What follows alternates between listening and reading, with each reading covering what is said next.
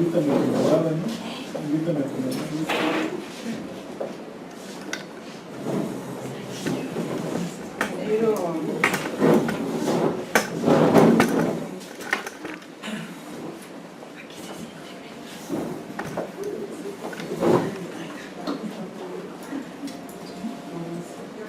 Bueno, gracias por su asistencia, una invitación casi de entre los cuates, un semestre ahorita muy movido al final, entonces pues traigo una difusión pequeña, pero con mucho gusto de que sea una actividad lo suficientemente relevante para poder cerrar esta etapa, nada más esta etapa, ni creas, ¿no?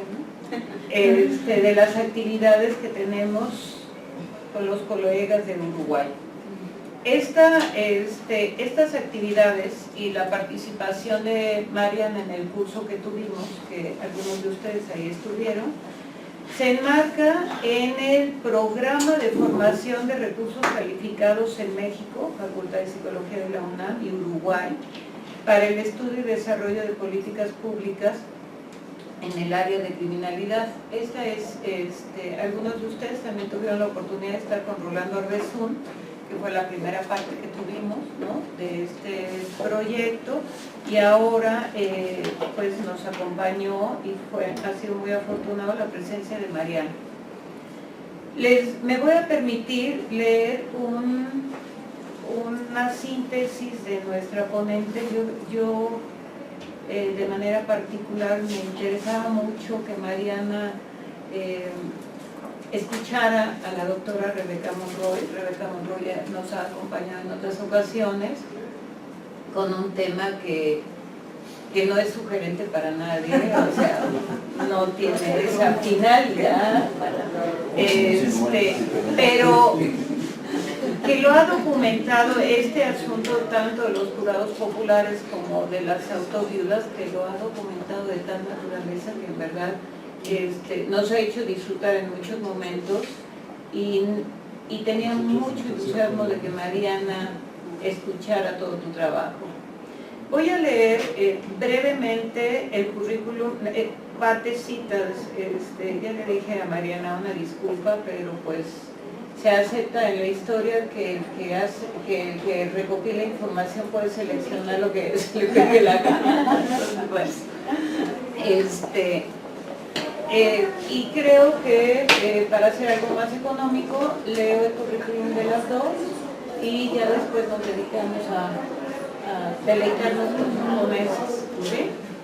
Bueno, la doctora Rebeca Monroy, profesora investigadora de la Dirección de Estudios Históricos del Instituto Nacional de Antropología e Historia desde 1991 a la fecha. Fotógrafa de bienes culturales de 1982 al 91, igual en la misma institución. Licenciada en Artes Visuales por la Escuela Nacional de Artes Plásticas de la UNAM. Maestra en Historia del Arte y doctora en Historia del Arte en la Facultad de Filosofía y Letras de la UNAM.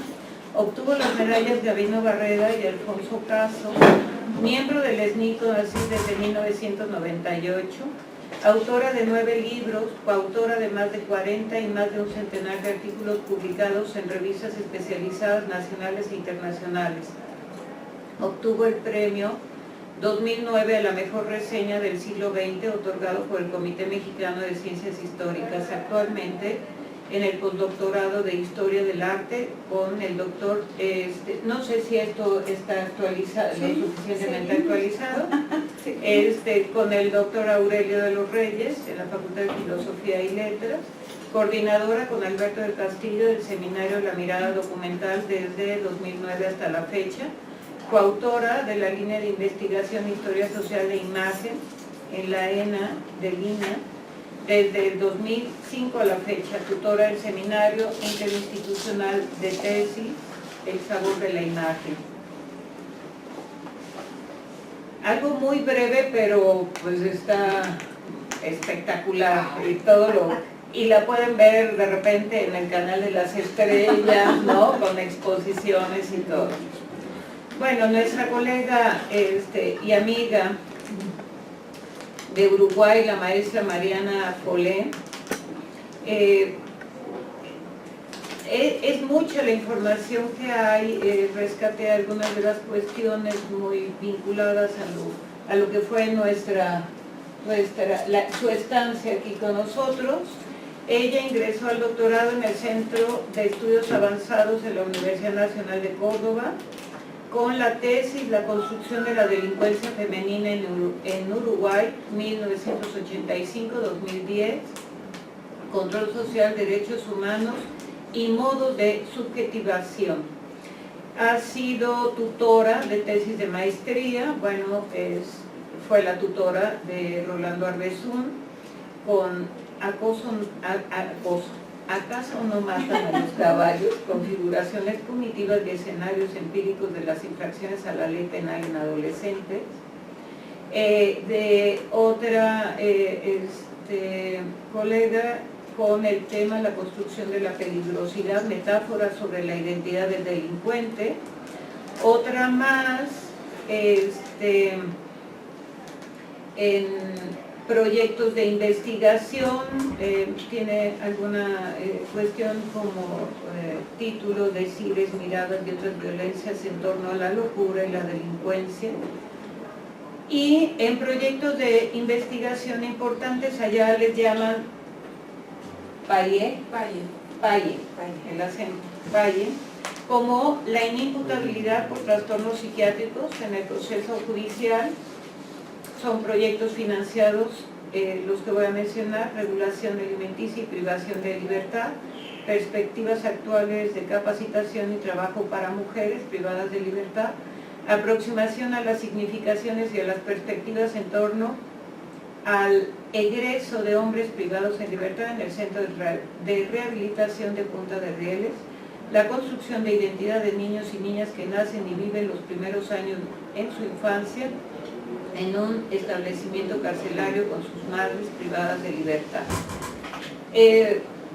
Si bien pues en la Universidad de la República de Uruguay pues las funciones sustantivas son los mismos, sí me parece que hay que destacar una actividad que ellos y que ella ha destacado, ¿no?, a lo largo pues del curso, son las actividades de extensión universitaria que tienen muchísima relevancia, su vinculación pues con la sociedad, y entre otras cosas ha tenido en el marco de las actividades de enseñanza en los centros de rehabilitación de Punta de Rieles, en el Centro Metropolitano de Rehabilitación Femenina, en el marco de las actividades de enseñanza de grado en Cárcel de Florida, organizadora, bueno, de múltiples jornadas, mujeres privadas en libertad, responsable del proyecto de sistematización de las experiencias de extensión, la intervención psicosocial, la privación de libertad ¿qué es?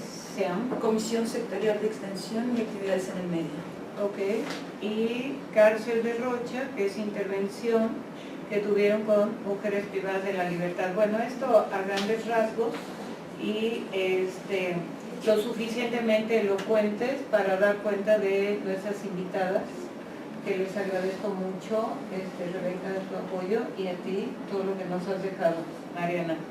Le damos la palabra a la doctora. Muchas gracias. Y adelante, doctora Mondragón, gracias por la invitación. Montenegro. No, muchísimas gracias porque, bueno, es como estar en casa aquí, de alguna manera ya hemos venido varias veces, pero les traigo material nuevo, no sé qué, para que puedan un poco alrededor del juicio. Lo que quisiera yo comentar es que el trabajo surge sobre todo alrededor de la fotografía. Yo me dedico a la historia de la fotografía en México, la uso como herramienta documental,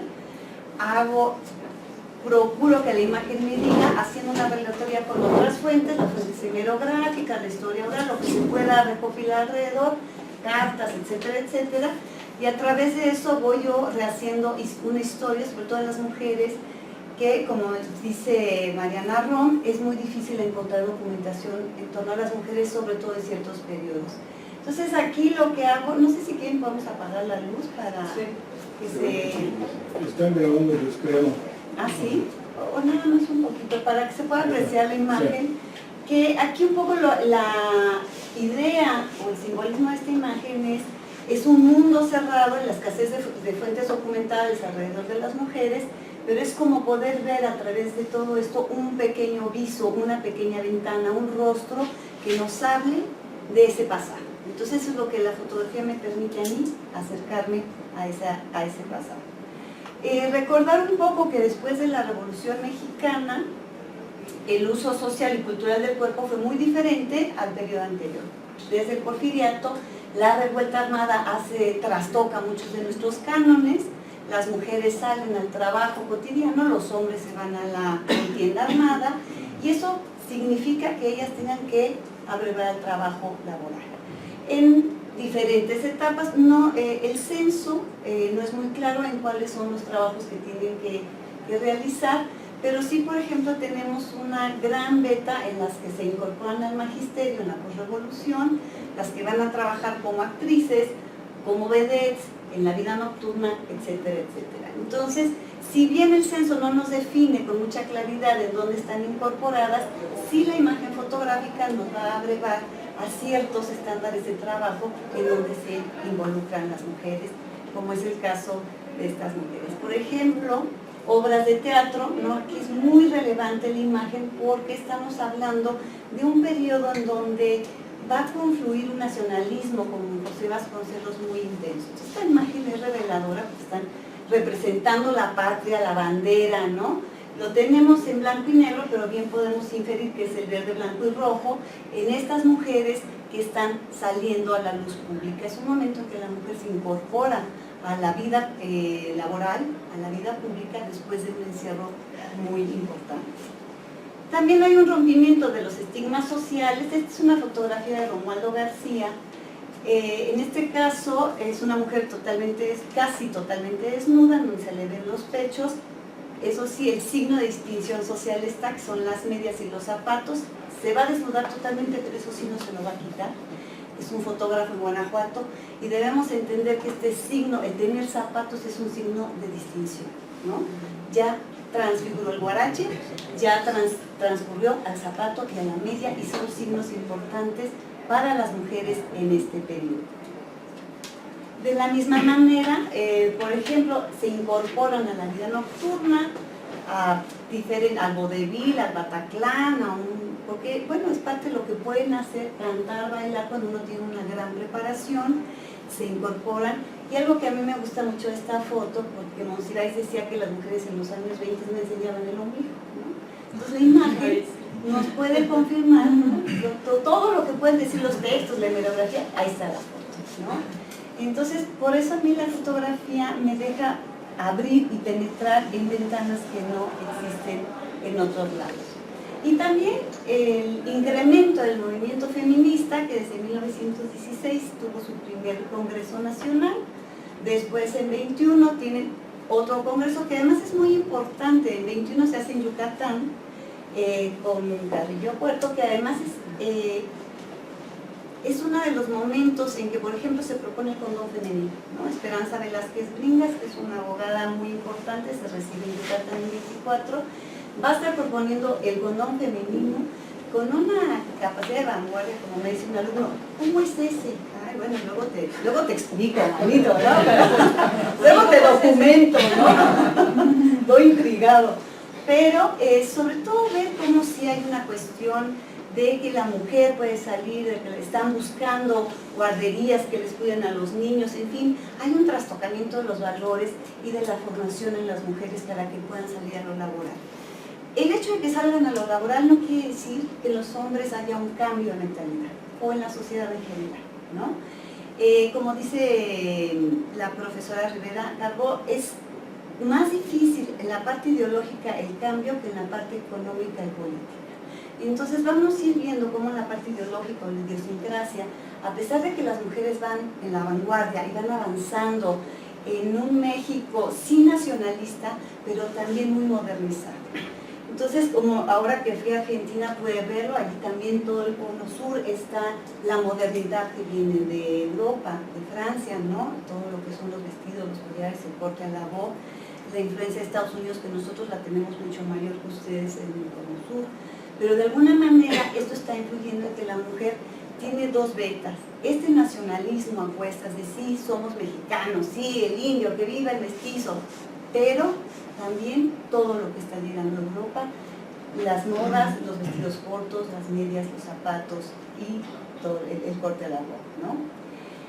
Por eso, de alguna manera, lo que estamos viviendo es que en este México hay grandes complicaciones de búsquedas de acuerdos políticos entre los líderes que ya llegaron al poder, que toman posesión, porque ya tenemos un presidente en 2021, está Álvaro Obregón, que promueve mucho este nacionalismo, y después vendrá Plutarco Elías Calles, que están fomentando sobre todo un Estado laico, ¿no? Que ahora que fui allá noto mucho que la religión tiene una presencia todavía muy fuerte. Nosotros tuvimos un deslinde muy claro a partir del 17 y aunque pervive, hemos hecho una pelea con el laicismo en la educación y en la vida cotidiana muy, muy fuerte. Pero aún no hay nuevos acuerdos sociales, ¿no? Pues la mujer va avanzando, va obteniendo una cuestión económica. Aquí todavía no estamos tan seguros de que el que paga manda, ¿no? La mujer todavía tiene que revocar muchos acuerdos familiares, aunque le cuiden a los hijos en la casa, etcétera, etcétera, pero los hombres todavía mantienen una postura diferente y no tan innovadora. Y una de las cosas que nos va a llevar a entender esto, que estos acuerdos sociales todavía no se respiran, son la cantidad de casos de autovidas, ¿no? Que están documentados más de una docena, ¿no? Pero uno abre la prensa y diario hay un caso. Acá, los chicos del canal judicial me decía que habían ido a ojear el diario Excelsior y decía que hay una o dos autoviudas por semana. Sí, en efecto, ¿no? Si era dice Aurelio de los Reyes que un poco el olor a pólvora todavía se respira y la manera de resolver todavía es mucho con esta cuestión de la revolución a mano armada. Cuando uno ve las revistas ilustradas, están uniformes y pistolas anunciándose, cómprelo, ¿no? A la vuelta de la casa donde vivía la autoviuda era el corredor donde se vendían uniformes, todavía a la fecha, cuando voy a sacarlos, ahí están los uniformes militares, ¿no? Entonces había un acceso muy fácil, muy sencillo a las armas. Y comenta Aurelio de los Reyes, que es el que inició los estudios sobre las autoviudas desde la visión del cine y sociedad, que eran las vengadoras del destino, ¿no? Porque todavía había mucho abuso. Estamos hablando de que son los generales, los que están soldados, etcétera, etcétera, en esta posrevolución, y las mujeres están, a pesar de que el divorcio se establece en 1919, desde Luciano Carranza, las mujeres casi no se divorcian. Uno ve, puede ver que Pola Neri, la gran actriz hollywoodense, o tal vez Dolores del Río, pero no es una cuestión introyectada en el cotidiano el divorcio, ¿no? Entonces, para ellas es más fácil agarrar un arma y matar a una persona, ¿no? No se está promoviendo nada. No es sugerencia, estamos hablando de hechos. No, es realidad, pero no lo estamos promoviendo. ¿No? Nada más es un pasado remoto, digamos, ¿no? Pero también hubo infieles esposas. Aquí lo que yo quisiera comentarles, hubo, ya no. Por ejemplo, es el caso de Magdalena Jurado, ¿no? Y Magdalena Jurado, con el amante, mataron al marido, lo enterraron en el desierto de los Leones, y después a la hora del juicio sacan la calavera, está pues con una cara de aburrido, pero esta mujer se desmaya cada 10 minutos. Y es parte de la historia también del juicio, ¿no? Esto hay que entender que como son juicios populares, es decir, hay un jurado popular extraído, ¿no? Con 12 personajes, son pequeños personajes que se ponen, ahorita vamos a ver la urna, y este jurado constituido por 12 personajes, que a veces un carpintero, el herrero, etcétera, etcétera, son los que van a condenar o no a las mujeres, bueno, en todos los juicios, ¿no? Y una de las importantes referencias que se tenían que vestir elegantísimas, era todo un evento, toda una actuación, toda una puesta en escena, ¿no? Y parte de eso era desmayarse, aunque ya llegó un momento en que no lo pudo ver. Y bueno, las infieles esposas también. Hay un caso documentado de Nagore, que la esposa trabajaba con un fotógrafo Y de repente, pues ya no despachaba nada más las fotos, ya no cobraba, ya no estaba en la caja, sino que le llegan al marido con una estampita y dice, oye, ¿qué esta señora encuerada? ¿No es tu mujer? Entonces, pues así como, nunca falta un buen cuate, ¿verdad? Entonces, claro que es mi esposa, va y le pide cuentas, la mujer le dice, ay, me embriagó, algo me hizo, no sé, salí de mí, esas fotos no se me salieron. Finalmente le pide, le exige que renuncie, claro que no renuncia, entonces él va a ver a la fotografía y entonces ya cuando los confronta a las dos, ella le dice al amante, ay, ya dile la verdad, por favor, ¿no? Ya me abrumó este señor que no entiende, finalmente saca la pistola y los mata a los dos, ¿no? Pero en todo esto siempre hay imagen, fotografía, o sea, es muy curioso cómo se van encontrando estos elementos. Y Nagore también salió libre, todas las autoridades en estos años salían libres porque el jurado popular salía convencido de una o de otra manera, no de su inocencia, porque sabían que eran culpables, sino del descargo, ¿no? Porque o habían sido maltratadas o abusadas o lo que fuera que fuese, salían libres, ¿no? El nombre que es muy interesante, se les llamaba en la época uxoricidas, el cual, ya analizándolo con Elisa Stegman, no es el nombre correcto, porque Uxor es esposa, entonces no puede ser, mata a su esposa, pero en la época se utiliza mucho, la prensa lo usa, incluso entran cuando son presas las fichas, algunas veces el crimen es el uxoricidio, ¿no? Pero yo en Brasil me sugirieron el término mariticidas, que no tenemos nosotros, pero que ellos sí utilizan, de marido. Ajá. Y bueno, aquí autobiógrafos. Ay, sería más bonito. Que en Francia les dio una risa, no entendían cómo autoviudas. Igual poco ustedes no tienen autoviudas, maestros, en Francia. Y este es el abogado que va a llevar los casos, se llama Querido Moino, que es un personaje impresionante. Es un personaje que instituyó una cosa que se llama el cuadrilátero, que eran 4 abogados que estaban con Victoriano Huerta, que es uno de nuestros dictadores, ¿no? Que dura nada más 17 meses en el poder. Hemos tenido otras dictaduras blandas, pero esa era dictadura. Y ellos constituyeron un cuadrilátero, Nemesio García Naranjo, Querido Moeno, Lozano, Viola Gibel, eran los 4 que eran además de la Cámara de Diputados y defendieron a capa y espada a Huerta. Cuando cae Huerta, y ya estamos en su centenario, ellos salen del país y regresan en los años 20, sobre todo Querido Moeno, a demostrarle a la revolución que está en un error y que sus términos legales no sirven, ¿no? Y él saca todas las autoridades de la cárcel, se los está demostrando cotidianamente, ¿no? Entonces es una afrenta muy fuerte. Otra autoviuda que es Alicia Olvera, que aquí es muy interesante, aquí está de 23 años y aquí está de 24.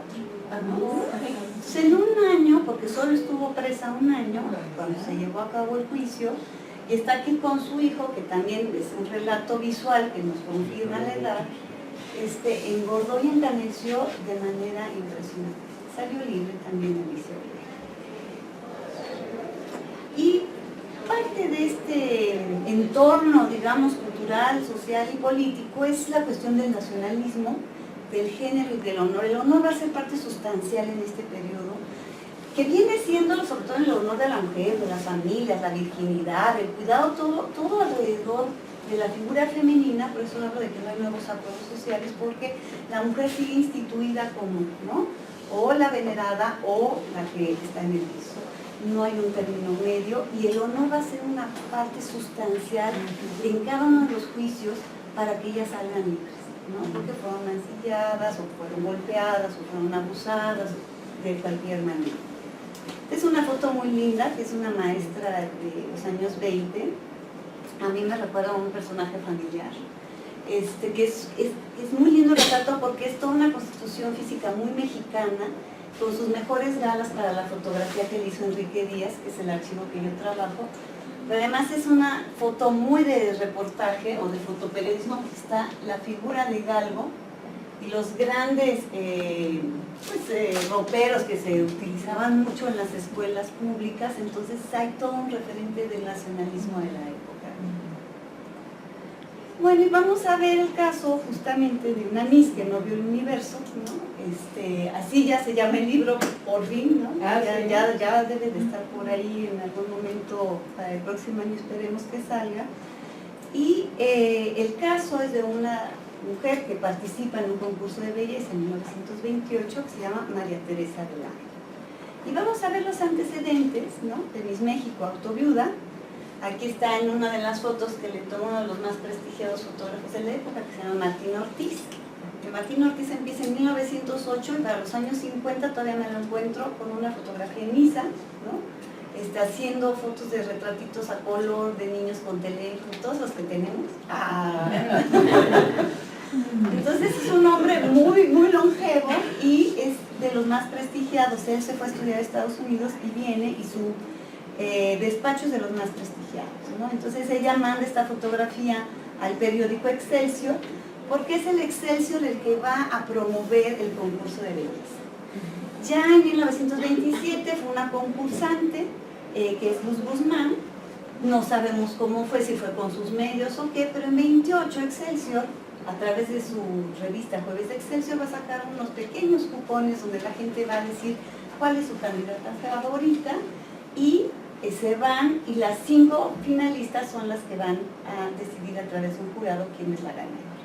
Entonces ella fue a concursar a Galveston, no quedó en un muy mal lugar, quedó en tercero y reincide al año siguiente. Dice, bueno, pues si quedé en tercero, este año a lo mejor sí tengo más chance, y se inscribe en el concurso. Son unas 25 chicas las que se van a inscribir, que es un ramillete maravilloso de mujeres. Hay una que está viviendo en Nueva York y se inscribe.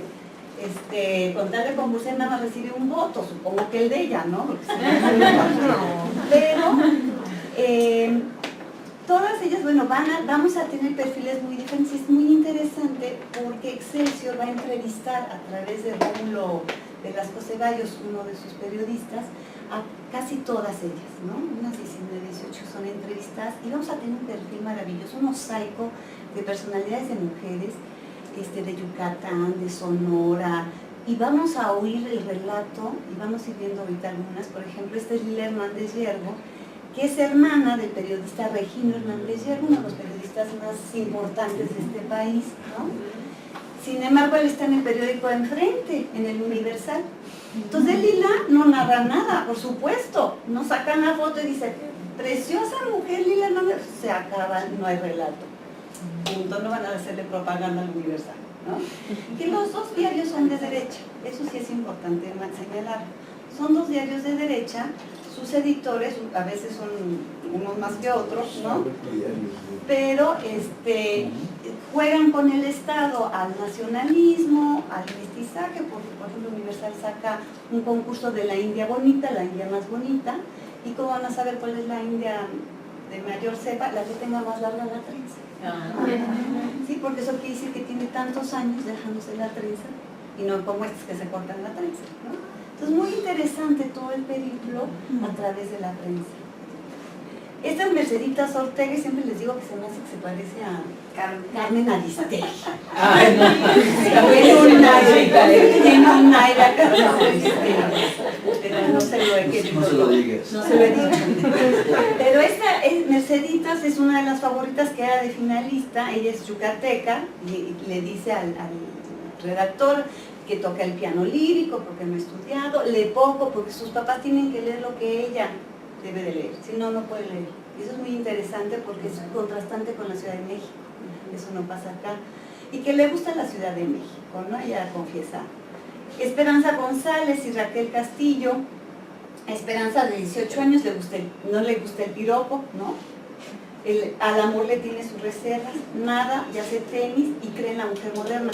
Y también a través de sus actividades deportivas, porque es todo un guión el que trae Rómulo Ceballos. Podemos detectar la clase social, porque si hace tenis es muy diferente a la que nada en el choco, ¿no? Pues sí, nada en el choco, pero era un lugar público. La que hace tenis, pues ya tiene otra. Entonces vas ubicando las clases sociales y más o menos podemos tener una radiografía de quién entró y de qué manera. Lo que sí se esmeran en el concurso es de demostrar que es un concurso de belleza sano, digno, ¿no? Les piden ser mayores de 16 años, no ser artistas, porque bueno, eso ya tenían ciertos rasgos de, ¿no? Como que no era tan digno. Y sí, es uno de los requisitos, ser mayor de 16 y tener como un buen perfil, ¿no? Entonces es muy interesante ir viendo cómo ellos mismos van queriendo procurar que sea algo honesto, que no preocupe la cuestión del honor, ¿no? Leonor Jaime es la de mayor carácter, ¿no? Ella todo el tiempo la contesta muy fuerte y muy, se le nota incluso en la manera de representación visual, ¿no? Es un poco más rígida en su austera, en sus posturas, ¿no? Y es una herramienta, hay una incluso que yo creo que está en Fantasilandia, ¿no? Así habla de que oye voces, y yo dije, no, esta sí debería de haberle dado al psiquiátrico. Sí, porque es que ve hadas y oye voces, entonces hay de todo, hay unas delicadas. Entonces, pero es muy importante porque aquí vamos a ver todos estos perfiles, ¿no? Algo que a mí me ayudó mucho fue detectar a Eduardo Meliado, que es un fotógrafo que en la decena trágica es de los primeros que está tomando los balazos, a Victoriano Huerta, es una foto muy famosa que está adentro del, ¿cómo se llama?, de la Ciudadela, en donde están los tiros cruzados que van a ejercer en contra de Madero, y este fotógrafo de la revolución acaba siendo sociales, ¿no? Entonces también vamos viendo cómo se decantan las actividades. Entonces es muy interesante, van dando muchos datos de vida cultural, ¿no? Se pone muy cerrada la votación, por supuesto, vamos viendo semana a semana, y estas son las 5 finalistas, ¿no? Quedan entre las finalistas la hija de Heriberto Frías. Heriberto Frías es uno de los más duros combatientes del porfirismo, ¿no? Es esta, la chiquilina. Pero es muy interesante porque Heriberto era laico, combatía el porfiriato, era un tonto. Esas sí eran mujerones. Combatía Heriberto toda esta postura, era muy revolucionario. Su hija le educa en colegios de monjas, ¿no? Es una cosa, anacronismo muy peculiar. Ella cuenta, ella sí lee mucho, porque incluso su padre queda ciego al final de sus días y ella le lee constantemente. Entonces vamos a tener todos los perfiles. Y bueno, ahí está María Teresa de Landas, la que está en medio, Merceditas, otra que se llamaba Soy la Reina, pero no lo fue. De veras, no, bueno, es que nosotros como papás, luego qué nombres, ¿verdad? En fin. Y, por ejemplo, en la entrevista que le hace Rómulo Velasco Ceballos, ella dice hablar inglés, manejar automóvil, pensaba que la mujer y el hombre tenían igualdad de oportunidades ante la vida, que la mujer era igual de inteligente o más que el hombre, que era una mujer sensible, que le gustaba leer a los clásicos como Victor Hugo, Anatole France, Charles Baudelaire. Le comentó: permitiéndome que yo insista sobre el papel de la mujer, diré también que la prensa ha servido para que la mujer adquiera mayores libertades desde el punto de vista del pensamiento. Me van a tener por feminista, dice con asombro, con miedo y con regocijo al mismo tiempo. Y es muy curiosa la manera en que ella, incluso al final le dice: voy a leer lo que escriba de mí, hay de usted si pone algo que no, porque yo también sé pocos. ¿No? O sea, ya, el otro pobre yo creo que está temblando, ¿no? Y bueno, claro, gana María Teresa, se vuelve la concursante para ir a Galveston, porque después de México iban a Texas, ya con sus pares, ¿no? Vienen 5 mujeres, la belga, la francesa, la española, la cubana, ¿no? Vienen aquí a estarse con ella y tiran la casa por la ventana, ¿no? Es un regocijo tener una representante, una de las calles céntricas, ¿no? Que ahora ahí donde nosotros ahora marchamos, bueno, ya pasa, llena de confeti, le hacen regalos impresionantes, una cámara fotográfica para que pueda tomar las fotos cuando vaya a Galveston, sombrillas, todo, Suárez, todo. Y detrás de este vehículo, que era un Dodge, que le prestan, vienen las otras 5 representantes. Es una fiesta nacional, ¿no? Y luego aquí, con el gerente de Jueves de Excelsior, ¿no? Así, pero a mí lo que me gusta de la foto es la mirada, el acto corporal, ¿no? No estamos hablando de una mujer que se intimide, que, ¿no? Está lanzando una mirada fuerte, suave, interesante, ¿no? Aquí un poco yo acentúo, ¿verdad? Y comentarles que en medio de este camino ella conoció a este señor, se llama el general Moisés Vidal, en el funeral de su abuela, un 8 de marzo. Se la presentó un tío, ¿no?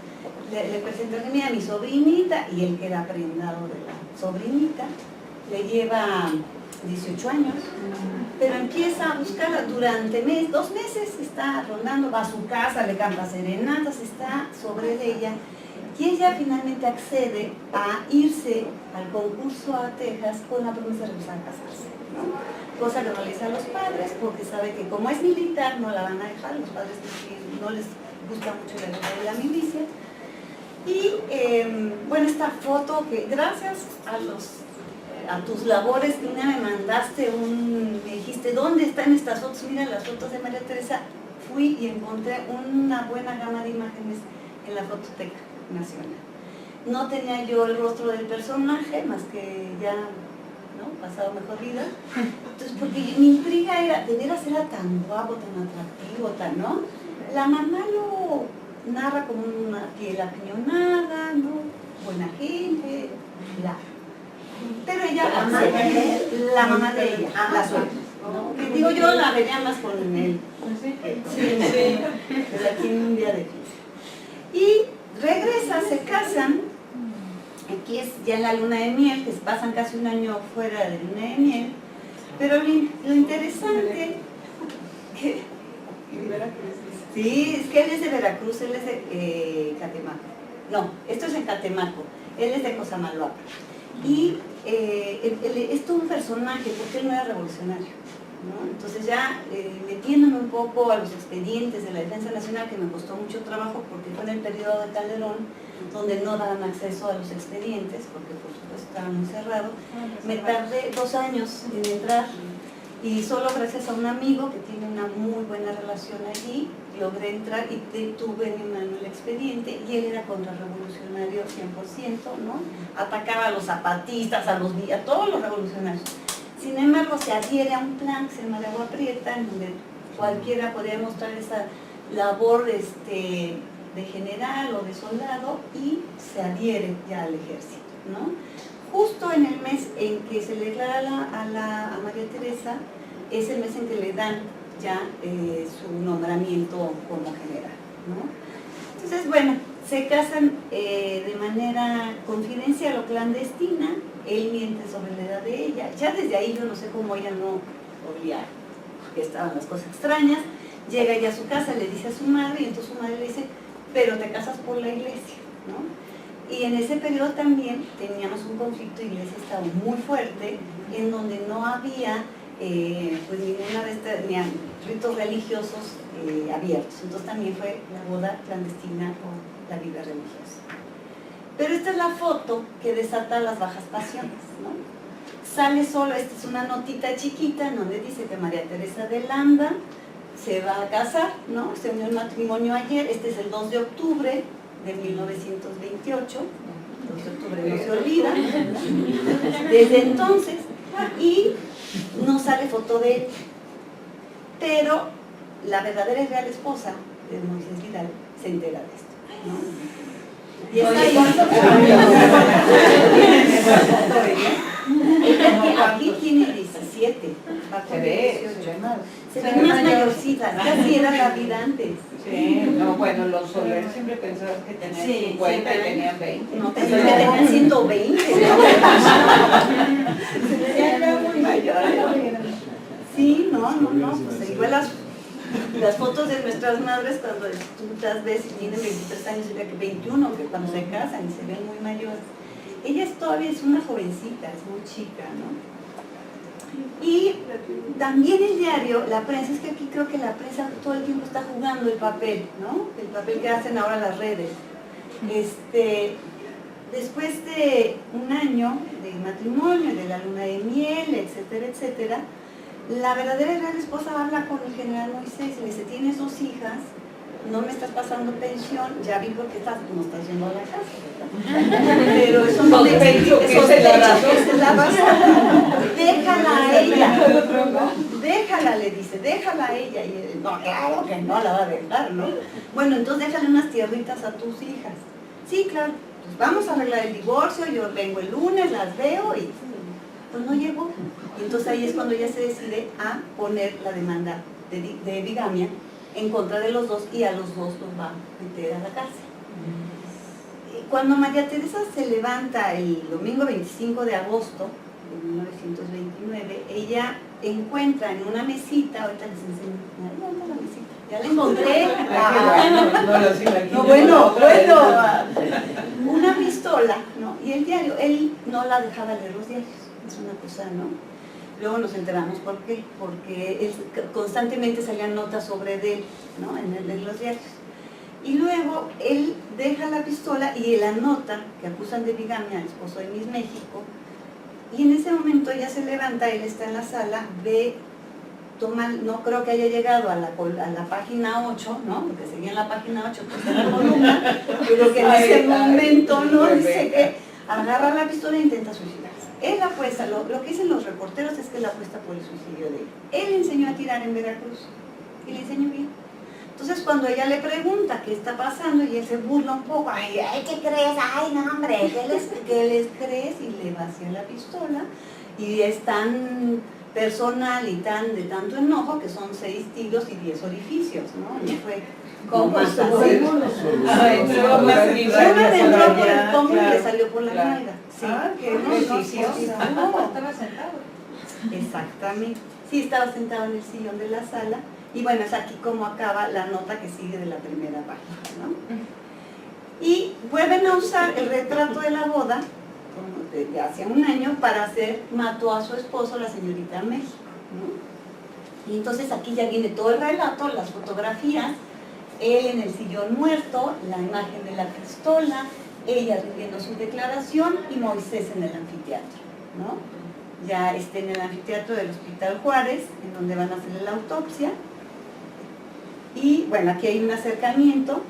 Y lo que a mí me interesa mucho es que vamos a ver como vamos a estar viendo binomios todo el tiempo, ¿no? La vida civil con la vida militar, señorita y general, vida y muerte, atavismo y modernidad. Estamos viendo un binomio todo el tiempo frente a estos dos personajes, ¿no?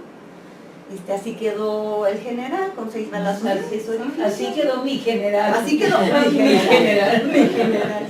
Además, bueno, es muy interesante porque estaba leyendo una novelita rosa, por ahí ya la conseguí de un español, ¿no? Y ella dice que esas novelitas rosas a ella no le gustaban, se fue con el libro y ahí queda el libro también. Entonces, está muy interesante toda la narración, digamos, del caso, ¿no? Sale la esquela, pero tiene que aclarar que la verdadera viuda es la fingida esposa María Teresa Herrero, ¿no? O sea, las dos Teres. Las dos Teres, la Telle, la famosa Telle, ¿no? Entonces, ¿por qué? Porque le va a tocar la pensión a María Teresa Rejón y no a María Teresa de Landa. Y aquí es importante esto, sobre todo porque el fiscal va a querer acusarla de que ella sabía que él era casado y que ella abusó de esa posesión. Entonces, es otro de los juegos que va a usar la fiscalía. María Teresa aquí rinde su declaración.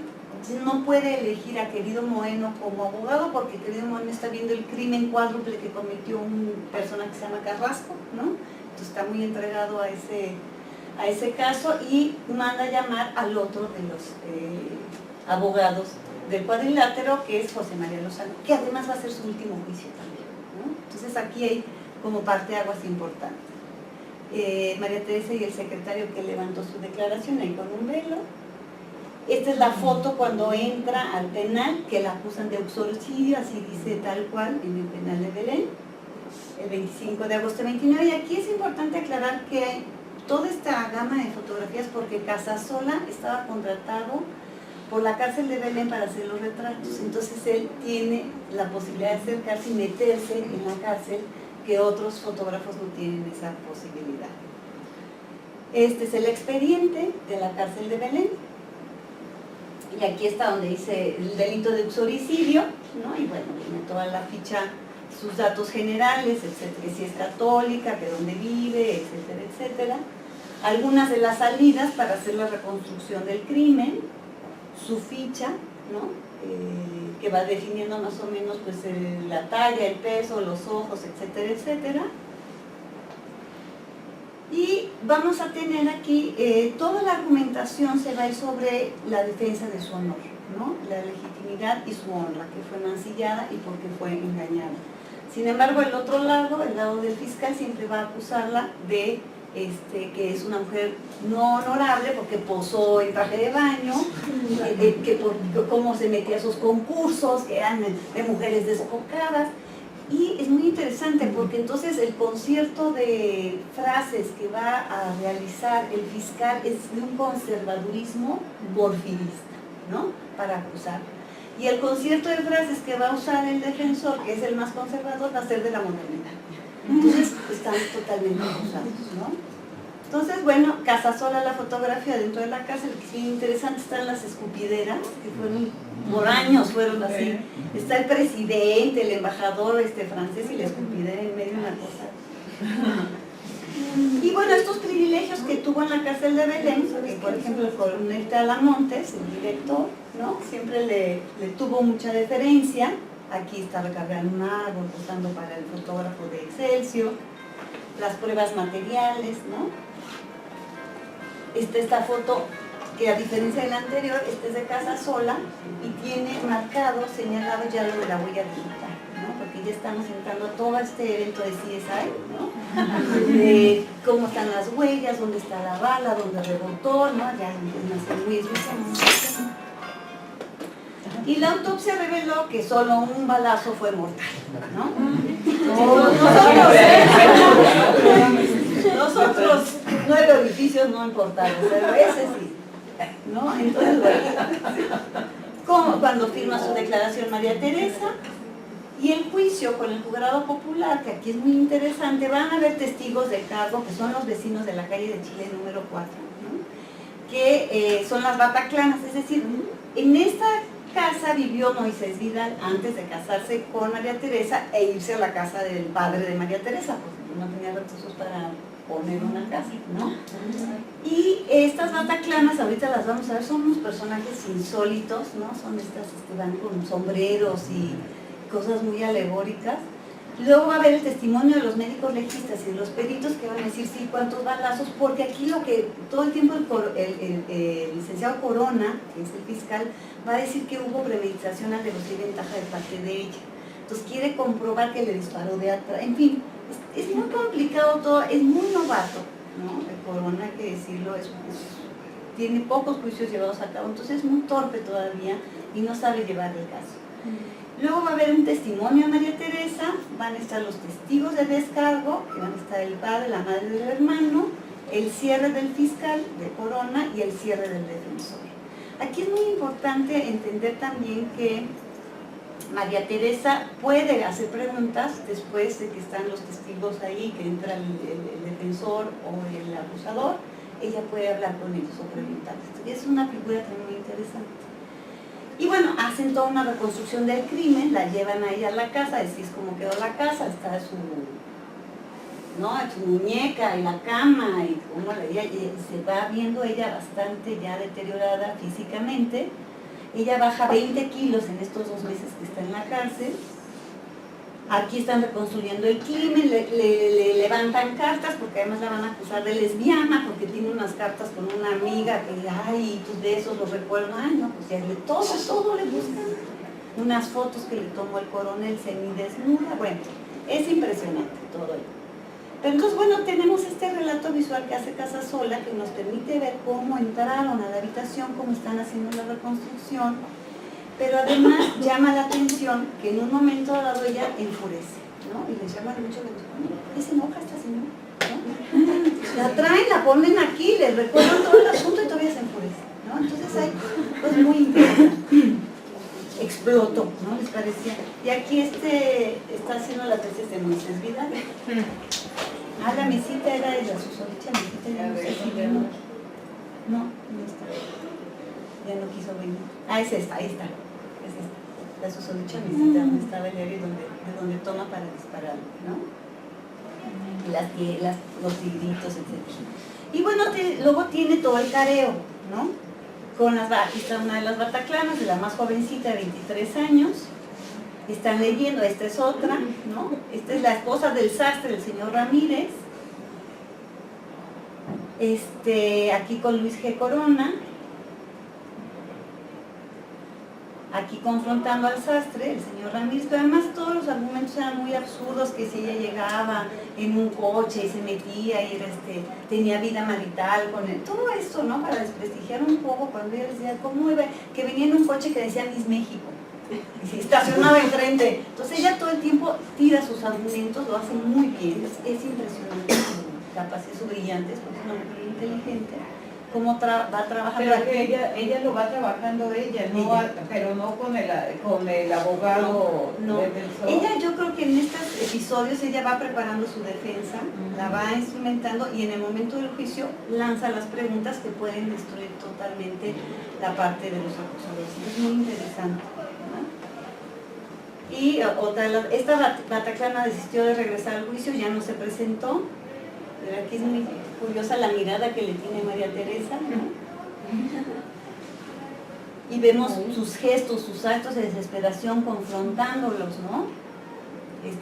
Cuando prepara con ahínco su defensa. Entonces, muy interesante aquí en el interior con su familia, sus hermanos. El hermano está estudiando abogado y la madre, ¿no? Aquí con una amiga, no sé si será la de las supuestas cartas de amor, ¿no? Porque no viene referencia alguna al nombre de ella, en algún momento de su encierro en Belén. Son fotos maravillosas, la verdad, que trabajó Casa Sola. Aquí están todos, esta es donde van a insacular al jurado popular, y aquí está ella sacando los 12 miembros del jurado popular, ¿no? Sí, ¿no? Sorteo. Como un sorteo está lleno de nombres y nada más saca 12. Solo cambia uno a uno, no sé por qué, pero puedes decir sí, no, y son gente del pueblo, ¿no? Los que van a conformar el jurado. Y bueno, otras escenas que salieron publicadas en de la cárcel de Belén, también como hacen las notas periodísticas, ¿no? Cómo van poniendo las figuras y van poniendo los nombres de los personajes, de los abogados, etcétera, etcétera. Aquí cuando ya se está instalando el juicio de 3 días, que va a ser a fines de noviembre, ¿no? Del mismo año. Y bueno, vamos a ver cómo se va a realizar el interrogatorio. El presidente de debates, el licenciado Ramírez, luego Luis G. Corona, José María Lozano, el careo con María Teresa y el cierre. Y aquí es interesante, ¿no? Ver el libro que tiene el presidente de debates, la Iglesia Católica. Lo que tiene ahí, o sea, el Estado laico y el libro que tiene para hacer los argumentos de la Iglesia Católica. Entonces hay que penetrar en esta historia de mentalidades que es muy interesante. Y había encontrado la nota que decía que había sido, que el espacio había estado lleno de mujeres. Y encuentro la foto. Son maravillosas. Y ahí todas estas esperando el juicio están abajo. Se llenó la calle, tuvieron que poner bocinas en la calle de Humboldt, por Avenida Juárez, para radiarlo como telenovela, ¿no? Radionovela. Entonces, porque era tal la cantidad de... Pero identificadas con ella, o sea, para... Sí, porque finalmente la opinión pública va ganando el caso. Eso es lo importante, van convenciendo también al jurado popular entre la prensa, el abogado, la presencia de ella y la opinión pública es impresionante en estos casos. Y María Teresa con el director de la cárcel de Belén, que digo, tenía todas sus referencias con ella, la lleva él al juicio, la cruza, la pasa, ¿no? Entonces tiene todo Aquí al iniciar el juicio, su cuerpo es un lugar de la memoria, se irá viendo golpeado conforme pasaban las horas y los días, ¿no? Tenía una silla cómoda, le quitan la silla, le ponen una de palo, la van castigando conforme pasa el tiempo. Esta es una de las notas del periódico, ¿no? Como insertan la figura, es muy interesante, todo el trabajo periodístico es muy, muy importante. Fiscal, el licenciado Corona, la acusada y el defensor. Aquí frente a frente con el licenciado Corona, cuando todo el tiempo la están hostigando. la búsqueda de elementos con los médicos legistas, ¿no? Que busca decir que ella lo mató con la negocia y ventaja, y todo el rollo de que eran unas inmorales porque andaban en traje de baño y se decían que qué desbocadas, que como al padre lo confronta mucho con cómo le permitió entrar a ese concurso, y luego le dice, ¿usted hubiera matado al infiel esposo? Sí, y al hermano también. Dice, bonita familia. El hermano, el padre y ella, asesinos, ¿no? Qué bonita. Y del Moisés Vidal, este es un escudo de su expediente, ni una mención, ni siquiera de que no fuera ni revolucionario ni tan general. No hay ninguna mención en el juicio, que es muy importante. Eso yo no sé si hay un acuerdo implícito en la época de los muertos no se tocan, ¿no? Algo pasa que no hay una investigación a fondo, porque podrían haber denunciado que este señor era un contrarrevolucionario y el Estado lo está defendiendo, y no se toca nada de esto, ¿no? Es muy interesante. Dos mujeres, dos María Teresas y un marido, ¿no? O sea, ni el llaverito cabe. Ni el llaverito cabe. Es que acá usas el llaverito con la letra de tu marido, de tu novia, ¿no? Entonces, no tuvo ni que cambiar el llaverito. Las dos eran Teresas. Las dos eran María Teresas, y aquí frente a frente, las dos, pues la viuda y la autoviuda, o la viuda y la soltera, porque mi casada estaba realmente. Y entonces muy interesante, porque aquí ella, cuando las confrontas, se genera un gran espectáculo, no pasa nada, y dice, yo no odio a la señora, pues ya ni quería al señor. Y se portan, entonces les llama mucho la atención que los dos se portan cordiales, mesurados. Las hijas de Zoila y Mireya Vidal, que quedan huérfanas, entonces van haciendo la narración en el día a día, ¿no? Escribió una de las nietas en un periódico, escribió una nota y no tuve manera de contactarla, diciendo que su vida había sido un infierno por causa de esa mujer, y que ella era nieta de Moisés Vidal, pero no tuve, dejan así nada más el nombre, pero no hay un referente, un mail, nada, ¿no? Entonces, a ver si en algún momento sale. Dos medias de seda, una viuda, otra viuda y un general, ¿no? Porque esto era parte de todo el ambiente generado para, incluso el licenciado Corona, el fiscal, dice, a mí el rímel de la pestaña de esta no me va a ganar, ¿no? Así loco, rímel, yo decía, ya está, rímel, pues así lo dice tal, ¿no? De hueso de mamelia. Puede ser, sí. Y este es muy interesante, es una nota de una reportera que se llama Catalina Dercel, que es un personajazo que hay que seguirle la historia, porque escribe durante muchos años y luego escribe cosas de nota roja, ¿no? Y Catalina hace toda una defensa de la Miss México, que también va a evocar esta situación de que ella, el honor mancillado de una mujer engañada por la bigamia del marido, ¿no? Están todos los protagonistas de la historia en el día a día. Los testigos de cargo se retractaron finalmente, se demuestra que era mentira que ella fuera y comiera sopa de pasta y fideos con el general. Aquí están, no llegaron a tiempo, aquí están esperando entrar al juicio. Y aquí están detrás de ella. Es bien interesante la imagen, ¿no? No es que entre uno y salga, sino se van quedando alrededor de ella, y llega a ser apabullante en la cuestión del juicio, ¿no? Y bueno, poco elegantemente ataviada, conquista al jurado y al público, y finalmente vamos viendo, yo lo que hago en el texto es hacer un análisis visual de lo corporal, de cómo va viéndose minada, que va más allá de lo que puede ser una actuación fingida que promueva el propio abogado, sino que ella misma va acabando abatida y cansada en estos 3 días, ¿no? En este juicio, los juicios populares. Aquí está el discurso de su defensor, va a durar 5 horas, ¿no? Le dicen el príncipe de la palabra a José María Lozano, sí, realmente, como es su último juicio, yo creo que sacó todo, ¿no? Hasta habla de santas y habla de... No, es bien interesante. Y habla del honor mancillado. María Teresa Landa tenía a su favor educación, cultura, idiomas, y era independiente, sabía manejar, hablaba inglés, francés, leía, era estudiosa, y el argumento es el dolor del engaño y la deshonra de una mujer moderna, atrevida, inteligente, audaz, pero no por ello perdida ni incapaz, ¿no? Entonces es muy, muy bueno, dice, María Teresa nació en esta época y en este ambiente con el pelo a la boca y con el desnudo en las costumbres. Es conscientemente flapper porque el medio la hace así. Flapper son las que usaban los vestiditos sueltos, ¿no? Ante su acto, muchos hombres se asombraron. Es que los hombres llevamos tantos milenios de gobernar a las mujeres, de esclavizarlas, de asesinarlas, que cuando alguno sale del baño de Marat o del cuadro de Rufernes nos asusta. ¿Qué es eso de que la mujer también tenga corazón? ¿No? Entonces se echa todo el discurso. Oye, pero esto hay que difundirlo ahora. Sí. O sea, ¿qué discursos son esos? Sí, sí, no, era bonito. Todo el discurso que lo transcriben es muy bueno. Aquí ya a la espera del veredicto final, muy cansada, ya ella está abatida, ¿no? La defensa no fue la codicia la que le indujo a matar, sino un honor ultrajado y el gran amor que le tenía a su esposo, al cual veía en peligro de perder, y también se daba cuenta de que podía ir a la cárcel por la nulidad de su matrimonio.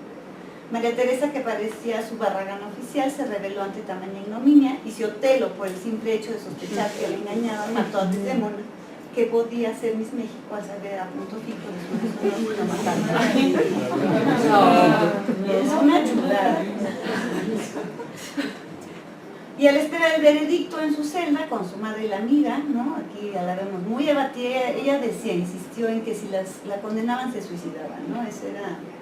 Y aquí de pie, para escuchar el veredicto final, que es que sale libre, ¿no? Y aquí está parte de lo que se transcribe de la prensa, y que, bueno, convence por la vía emotiva, subjetiva, material, visual y verbal para salir libre.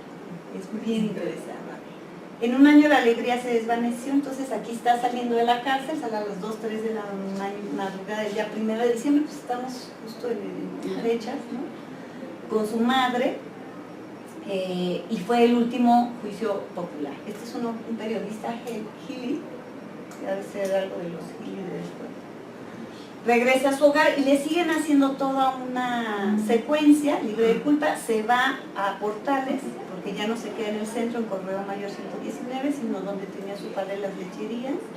Aquí está en una foto con toda la familia, la caja de la suerte o la justicia ciega. Aquí la foto, esta foto desató toda la historia porque encontré esta imagen en el archivo Enrique Díaz y a partir de ahí me dediqué a hacer toda la investigación. Y la resiliencia de María Teresa. Esta foto ya es después, se la toma Casasola, una vez que salió de la cárcel. Y vamos a ver cómo se convierte en todo un personaje que, más que enaltecer el que sea autoviuda, ¿no? Cada 8 de marzo la sacan como, ¡ay, la autoviuda! No, bueno, no vamos a decir que vivan las mujeres que matan a sus maridos. Son las que se sobreponen a situaciones difíciles. Y ella fue, por ejemplo, coordinadora de secundarias en el Distrito Federal, se dedicó a dar clases en la prepa 1, 3 y 5, obtuvo su licenciatura en Ciencias Biológicas en 1935.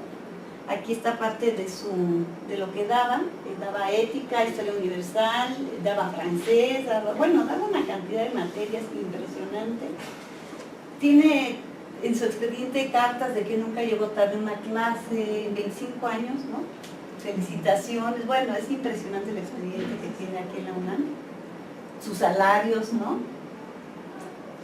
Luego obtiene su maestría en letras en 37 y hace un doctorado que le dan el cum laude en 47 en letras.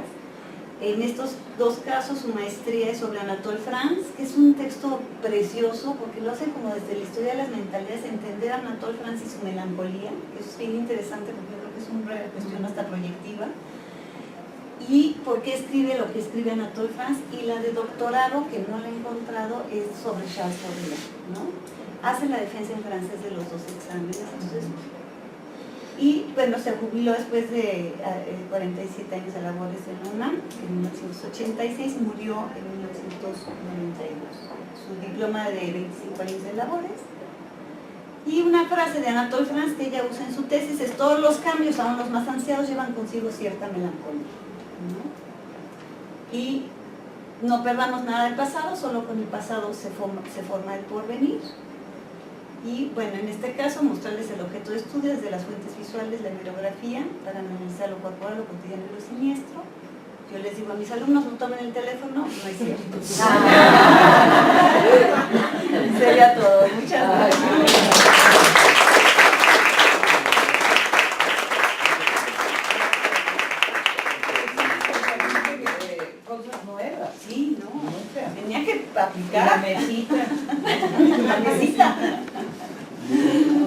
Bueno, Mariana Urano. Bueno, una exquisitez, ¿no? de trabajo realmente, ¿eh? La verdad que bárbaro. Además un aprendizaje de la historia mexicana compendiada, así. Genial, genial. Muchas gracias, realmente. Bueno, yo en realidad no voy a hacer una conferencia tan divertida ni entusiasta, bueno, porque un poco los temas son un poco disímiles.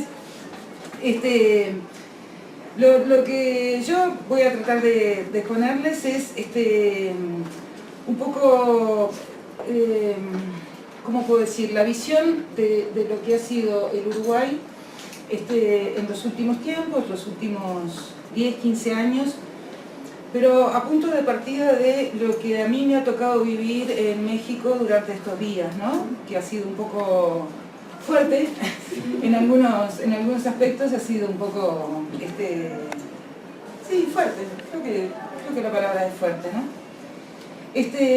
Y tratando de hacer un cierto énfasis, aunque no sé si lo he logrado del todo, con el tema general de las mujeres en prisión, pero me voy deslizando hacia otros aspectos, como ustedes verán. Bueno, obviamente tengo que agradecer así infinitamente a los doctores Germán Álvarez y Mari Carmen Montenegro, porque el trato recibido ha sido más que mejor. Mejor no se puede pedir. Creo que nunca me han tratado así en realidad, ¿no? A mí me han tratado en la vida y no hay que ser una desgraciada, ¿no? Pero me han tratado estupendamente. Bueno, y a la doctora Rebeca también por esta exquisitez de trabajo, que la verdad que está buenísimo.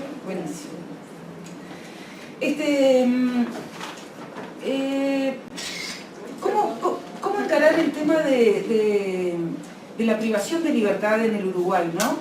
Primero tengo que hacer algunas aclaraciones fundamentales, que es que el Uruguay tiene 3.300.000 habitantes. Lo digo porque cuando uno escucha algunas cosas va a tener que necesariamente tener esta cifra presente, ¿no? La otra vez decíamos con Americano, bueno, pero ¿qué parte de México corresponde a 3.300.000 habitantes? Y era una colonia. Era una colonia, ¿no? Si hablamos de alguna delegación, no Iztapalapa, no, pero Xochimilco, claro, o sea, y la dimensión, digamos, geográfica del Uruguay, no sé a qué corresponde, pero se imaginan que es algo bastante más chico, por decirlo de alguna manera. Bueno, entonces, algunos de los aspectos que hay que tomar en cuenta, digamos, para poder afirmar que efectivamente la situación de la privación de libertad, o sea, del encarcelamiento, ha mejorado en el Uruguay. Yo he elegido 3, podría haber elegido más, pero me pareció que estos podrían ser bastante representativos. Por un lado, en el año 2012 fue creada la iniciativa antitortura, entre otros por el profesor visitante y relator especial de las Naciones Unidas, Juan Méndez, que fue un relator que viene al Uruguay a instancias también de la invitación del Estado uruguayo, o sea, él no va porque sí, sino cuando los estados lo invitan, y en este caso lo invita el Estado y el gobierno uruguayo, y va a ser una evaluación sobre un anterior monitoreo realizado en el año 2009, donde la situación de las cárceles era bastante pavorosa.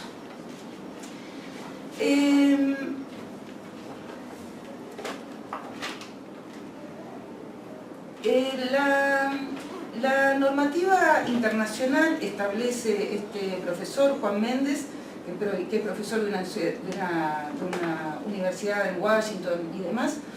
Él establece que lo que dice que de acuerdo a la normativa internacional existe la obligación por parte de los estados de investigar, procesar y castigar todas las instancias de tortura sin excepción, incluyendo la desaparición y la muerte de sus habitantes, sean connacionales o no. Eso por un lado es un hito, digamos, para la historia de nuestro país, para la historia reciente. Por otro lado, la creación de la Institución Nacional de Derechos Humanos y del Mecanismo Nacional de Prevención de la Tortura en el año 2008 aunque es en el año 2012 que queda instalado el primer Consejo Directivo de la Institución Nacional de Derechos Humanos, designado por el Parlamento, y en el 2013 se designan sus primeros funcionarios. O sea, hay un periodo de 5 años en que se larga, digamos, la idea, pero que efectivamente empieza a cobrar una fuerza ahora nomás el año pasado y el año anterior. Esto es interesante que este consejo directivo, este primer consejo directivo, es designado por el Parlamento, lo cual de alguna manera garantiza una cierta pluralidad de opiniones dentro de este consejo directivo, que está conformado por 5 personas, 3 mujeres y 2 hombres. Y es interesante la conformación porque hay desde políticos o expolíticos, hijos de políticos anteriores, está la presencia de estas 3 mujeres, una de ellas es académica dentro de la Universidad de la República y demás. O sea, una conformación pluralista, digamos, en sus oficios y en sus ideas. Y finalmente, la Convención Interamericana para Prevenir y Sancionar la Tortura, que es adoptada por nuestro país en el año 1985, que es a menos de un año, digamos, de la caída de la dictadura, de la cual después vamos a hablar, porque subjetivamente, digamos, tiene una fuerza y seguramente la historiadora podrá ayudarnos a pensar en eso. Se caracterizó, la dictadura se caracteriza, entre otras cosas, por la violación sistemática de los derechos humanos, obviamente, a través de torturas, violación sexual a mujeres y hombres, muerte y desaparición de muchos de nuestros y nuestras compatriotas y de otros y otras latinoamericanos. Entonces, al firmar este acuerdo con la Convención Interamericana para Prevenir y Sancionar la Tortura, ¿qué obligaciones son impuestas a los Estados? Y se enumeran 8 tipos de obligaciones. La primera, obligación de criminalizar la tortura. Es decir, el Estado tiene que tener dentro de sus códigos y demás la obligatoriedad de poder criminalizar la tortura en cuanto ésta sea detectada. Segundo, obligación de investigar todo acto relativo a la tortura. No solamente criminalizar, sino que deberá investigar cualquier acto que sea tipificado de tortura, en estos ejemplos que habíamos puesto, o en otros. Tercero, establecer la prohibición de las confesiones obtenidas por tortura. Cuarto, establecer las obligaciones relativas a las condiciones de detención, esto es, las relativas al hacinamiento, falta de ventilación y luz natural, sin cama para el reposo o condiciones inadecuadas de higiene. Quinto, prohibición de incomunicación. Sexto, prohibición del aislamiento como sanción disciplinaria. Séptimo, establecer la violación sexual como tortura. Y octavo, establecer la obligación de reparación a las víctimas, en tanto el Estado ocupa una posición de garante respecto a las personas detenidas. Obviamente estos 8 aspectos, que fueron de alguna manera aceptados al firmar este acuerdo, fueron sistemáticamente violados durante la dictadura, que incluyó los años, fue de hecho, digamos, entre los años 1973 y 1985. Pero sin embargo, muchos de estos aspectos aún hoy no están contemplados.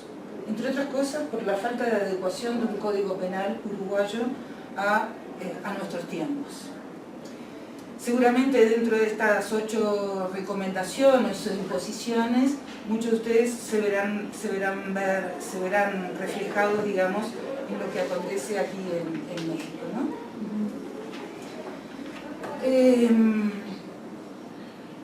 Durante la dictadura se estableció la doctrina de la seguridad nacional, en donde lo que establecía básicamente era combatir al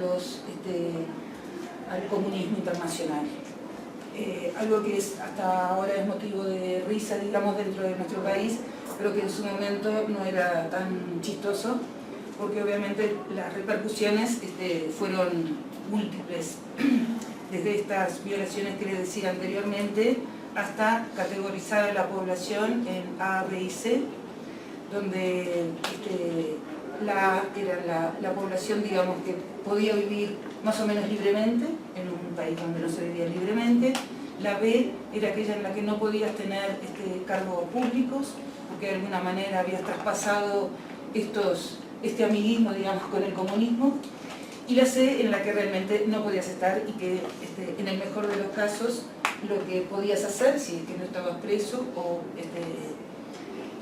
desaparecido, era irte del país. Esta es la ley de la doctrina de la seguridad nacional, entonces, durante la dictadura. Avanzan los gobiernos democráticos, como ustedes saben, siempre la transición a una democracia no se mide en la primera elección, porque obviamente hay restricciones, en nuestro país hubo restricciones, se proscribieron partidos, se proscribieron personas concretas, pero pasa el primer gobierno, un gobierno conservador, pero bueno, con muchas esperanzas por parte de la población y demás, y pasa el segundo gobierno en el año 95, en el que muchos sociólogos e historiadores ya lo consideran así como efectivamente durante la democracia. El tema es que en este gobierno de 1995, en la que asume, nosotros solemos decirlo que asume el gobierno un oligarca, porque realmente tenía abolengo de oligarca, y a instancias de este gobierno se promueve la Ley de Seguridad Ciudadana, que ya estaba más referida a, digamos, a los avatares de la vida política en democracia. ¿Qué establece, o cuáles son las condiciones que establece esta Ley de Seguridad Ciudadana? Es la creación de nuevos delitos, la pena más dura en el caso de otros, y aumentan los números de encarcelados crecientemente, digamos, ¿no? A partir de esta sanción de la ley va creciendo, digamos, el número de encarcelados. Para visualizarlo en números concretos y solamente considerando los datos de democracia, en 1988 la cantidad de encarcelados fue de 2.100, ¿no? Llevan el registro también comparativo con lo que puede ser aquí, y hoy, a 26 años, en 2014, supera los 12.000 para una población total de 3.300.000 habitantes, que se ha mantenido más o menos constante. Es decir, que se ha quintuplicado la cifra. Parece razonable suponer que ni los nuevos delitos ni las penas mayores han combatido ni la inseguridad ni el aumento de delitos en el Uruguay. Y al año 2012 esto supuso una relación de 280 personas encarceladas por 100.000 habitantes, lo cual nos da el mal orgullo o el falso orgullo de ser uno de los primeros países, si no el primero, en América del Sur en los índices de prisionización. Se puede decir entonces que la apuesta de la sociedad en general, así como la de los actores políticos en el aumento de las penas y de la población carcelaria, no ha podido revertir lo que se evidencia empíricamente, es decir, la disuasión del delito, el desistimiento de la vida delictiva y la neutralización de los delincuentes. Por lo tanto, el encarcelamiento como solución, si bien teóricamente está planteado, no es comprobable empíricamente. Por lo que se puede afirmar, como lo ha planteado el relator Juan Méndez, un componente importante de la transición a un sistema penitenciario de derechos humanos en el Uruguay debe pasar por la reforma de varias secciones del Código Procesal Penal, que lleva unos 4 gobiernos o unos 3 gobiernos sin sancionarse. El periodo de gobierno de nuestro país son de 5 años, o sea, hace como 15 que se está intentando y por alguna razón, que en realidad yo no puedo dirimir por el momento, nunca se llega a formalizarse. Es más, ahora va a terminar o ya terminó el periodo legislativo y todavía no se ha sancionado nuevamente, ¿no?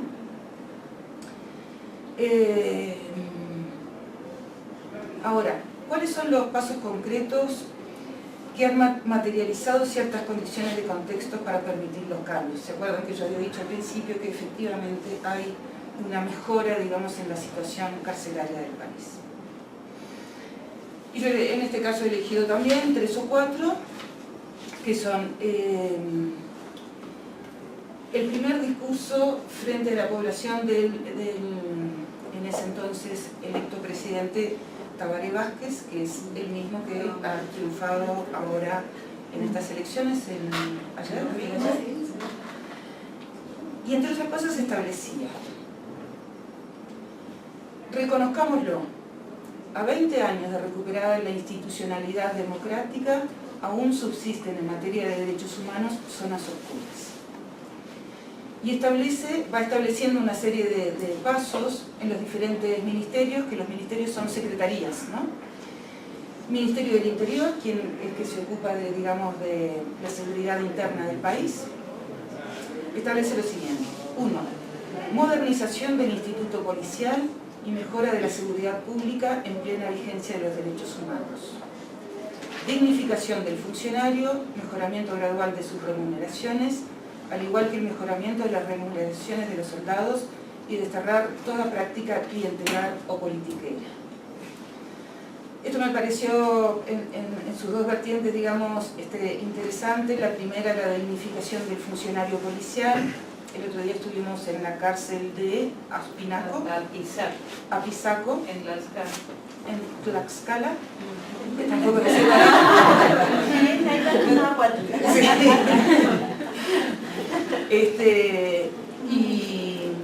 y una de las cosas que yo noté mientras hacíamos una charla con los funcionarios y demás personas, digamos, los custodios y demás funcionarios, era que algunos estaban durmiendo.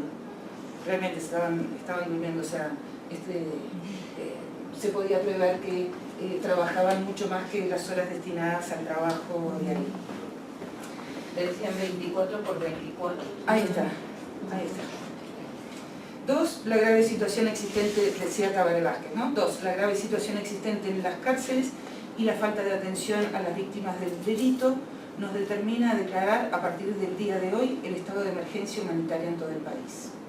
Algo que hasta el momento nunca se había planteado así, sino que se utilizaba en las diferentes campañas electorales el tema de la seguridad e inseguridad, pero nunca en una suerte de planteo, digamos, de mayor apertura para poder pensar en una emergencia humanitaria en el caso de las personas privadas de libertad, lo cual habla por lo menos de una manera de enfocar el tema un poco mejor, por lo menos, ¿no?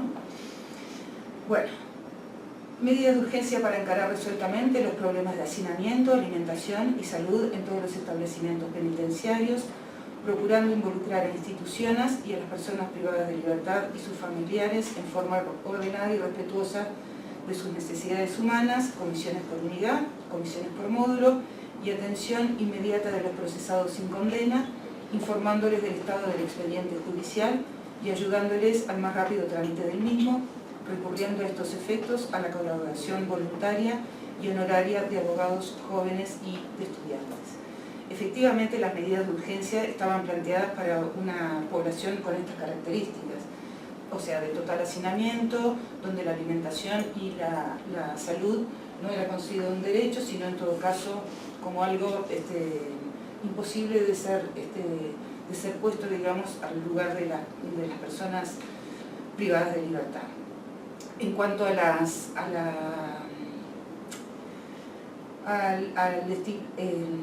posibilidad, digamos, de transformación de las personas procesadas en personas condenadas, aún sigue siendo uno de los debes en nuestro país. Existe más o menos una relación de 70, 65, 70% de personas procesadas, es decir, sin una condena fija, frente a un 30 o 35% de personas penadas, es decir, donde la persona ya sabe a qué se tendrá que enfrentar durante los siguientes años de su vida. Decía Tabaré de nuevo, seremos severos, muy severos con la delincuencia, pero seremos implacablemente severos con las causas que llevan a la misma. Y en tercer lugar, decía, el Ministerio del Interior, esta Secretaría, debe recuperar fundamentalmente su rol político en nuestro sistema democrático y republicano, lo cual no es menor porque le otorga, digamos, la posibilidad al ministro, digamos, en este caso el ministro del Interior, a analizar la situación no solamente desde un lugar tecnocrático, sea bueno o malo esto, sino efectivamente tener una incidencia política en los planteos. De hecho, el ministro del Interior del gobierno saliente, que cambia el 1 de marzo, ha sido un compañero de lucha del actual presidente, que lo deben conocer porque se sabe que es querido aquí, del Pepe Mujica, que ambos pertenecieron al Movimiento de Liberación Tupamaros. Entonces, sin duda que le estaba otorgando, digamos, un carácter político a este ministerio.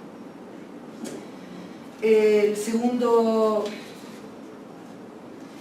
paso concreto fue la creación de la Mesa de Trabajo por las Mujeres Privadas de Libertad, una entidad que se ha caracterizado por ser multisectorial, en donde participan organizaciones del Estado, organizaciones de la sociedad civil y de la academia, para velar y controlar las situaciones de las mujeres privadas de libertad. Fue creado en el año 2006 y realmente ha sido un resorte que permite oponer distintas visiones sobre la situación en particular de las mujeres privadas de libertad, y ha sido también fundamentalmente un lugar de discusión sobre la situación de las mujeres privadas de libertad, donde obviamente confluyen diferentes aspectos y diferentes posiciones ideológicas. No crean que es un espacio necesariamente de consenso, ¿no? Sino que a veces hay batallas, algunas de ellas bastante interesantes. Y finalmente, quizás como marca, digamos, de estos últimos años, la creación del Instituto Nacional de Rehabilitación, destinada a regular los principios orientadores y las estructuras de gestión del modelo penitenciario. Es decir, por primera vez en la historia del país se han centralizado las políticas carcelarias para las 24 cárceles del país en un único organismo a través de la coordinación entre las mismas. Esto no es para nada menor. Esto fue una medida realmente que nos ha permitido pensar que era posible regular las políticas carcelarias, y que ayer en una entrevista que tuvimos, uno de los aspectos, tuvimos una entrevista con una persona que había estado en lugares importantes. Marías, todo el sistema penitenciario. Ahí está. Y él planteaba justamente esto como una de las faltas que él veía que ocurría en México. A partir de la creación del Instituto Nacional de Rehabilitación, que fue dotado con mucho dinero para poder implementar y poder seguir con sus políticas, realmente mucho dinero, o sea, nunca había habido una inyección de dinero tan grande como esta. Se instrumentan además otro tipo de políticas, por ejemplo, quizás sea la más llamativa, la inclusión de operadores civiles que funcionan, digamos, como al costado de los custodios. Es decir, la policía convive con personal civil y con sus problemas, pero conviven, y donde se le asigna, digamos, la represión a la policía, quedando en los márgenes de las cárceles, y la inclusión de estos operadores civiles, que hay muchas mujeres dentro de estos operadores civiles, muchas mujeres, para dentro del funcionamiento carcelario mismo dentro de la cárcel. Y finalmente, el otro paso concreto que se dio fue la creación de la Comisión de Género del Ministerio del Interior, cuyo cometido es contribuir a la resolución de las inequidades de género presentes a nivel del personal que trabaja en las unidades de internación, así como en la población privada de libertad, incluyendo tanto a varones como a mujeres, para alcanzar el ejercicio pleno de sus derechos. Una de las cosas interesantes de esta Comisión de Género del Ministerio del Interior es que en estos dos últimos gobiernos se ha podido cooptar mucha gente que fue militante, digamos, en los años 80 y que ahora de alguna manera, digamos, se convierte, digamos, en militante, en funcionario del Estado, pero donde permanece una ideología no traicionada, digamos. Entre otras cosas, ha gestionado el uso de pulsera para los hombres agresores, es decir, las pulseras son tobilleras, en realidad las tobilleras suenan en el caso de los hombres que se acercan demasiado a las mujeres agredidas, ¿no? A sus mujeres agredidas. Lamentablemente todavía no hay una evaluación de esto, sino que estamos a la espera, pero sí siguen ocurriendo crímenes de violencia de género. Algunos avances a nivel legislativo, que por cierto no son menores, porque si no tenemos la coyuntura legislativa, imposible realizar algunos cambios, por lo menos algunos cambios.